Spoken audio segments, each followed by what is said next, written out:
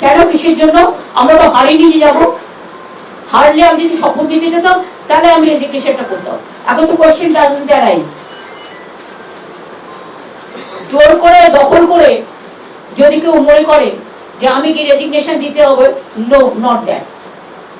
Now also I want to say that we didn't lose the election. It is their forceful attempt to defeat us. Officially they may, through election commission, can defeat us. But morally I am telling you that we won the election. Mamata Bandyopadhyay কবে কোন সংবিধান কিংবা জনগণের রায়কে মেনেছেন? একমাত্র ওনার ওই 2011 জেতা ছাড়া বাকি সবসময় তো পদদলিত করেছেন সংবিধানকে, ভারতের সমস্ত সাংবিধানিক মানবিন্দুকে, এবং তার সঙ্গে পশ্চিমবঙ্গের জনগণের আশা আকাঙ্ক্ষা এবং উচ্ছ্বাস ইত্যাদিকে। এসব নিয়ে ভেবে লাভ নেই।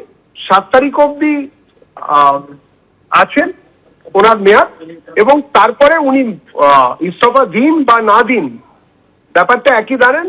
তার কারণ হচ্ছে ওই যে মোরালি না কি একটা বললেন না, যে অফিসিয়ালি আমি হেরেছি কিন্তু মোরালি আমি হারিনি, এরম তো জীবনে শুনিনি। শক্ত ইংরেজি, আমার কাছে গরম জল নেই যে একটু ডুবিয়ে নিয়ে নরম করে নেব, কিন্তু এই ধরনের কথাবার্তা এরকম তো কেউ এর আগে শোনেনি, কোনোদিন দেখেওনি। মমতার তুলনা মমতাই, আর কেউ এই জায়গা স্পর্শ করতে পারবে না। আমাদের সেই প্রতিভা নেই মমতার কথা নিয়ে আমরা কোনো কিছু বলতে পারি। তবে ভারতের গণতন্ত্র, ভারতের সংবিধান এগুলোকে এন্ডোর্স করে না। দেবজিৎ, অনেক ধন্যবাদ আমাদের সঙ্গে কথা বলার জন্য। বিজেপির প্রধান মুখপাত্র দেবজিৎ সরকারের সঙ্গে কথা বললাম। আমি আরেকবার দর্শকদের শোনাবো যে বিপুল ভোটে পরাজয়, তারপরেও সেই পরাজয়কে স্বীকার করা তো দূর, একেবারে স্পষ্ট মমতা বন্দ্যোপাধ্যায় বলছেন যে কেন আমি পদত্যাগ করব, কি বলেছেন দেখুন। কেন কিসের জন্য? আমরা তো হারিয়ে নিয়ে যাবো। হারলে আমি যদি শপথ দিতে যেতাম তাহলে আমি রেজিগনেশনটা করতাম।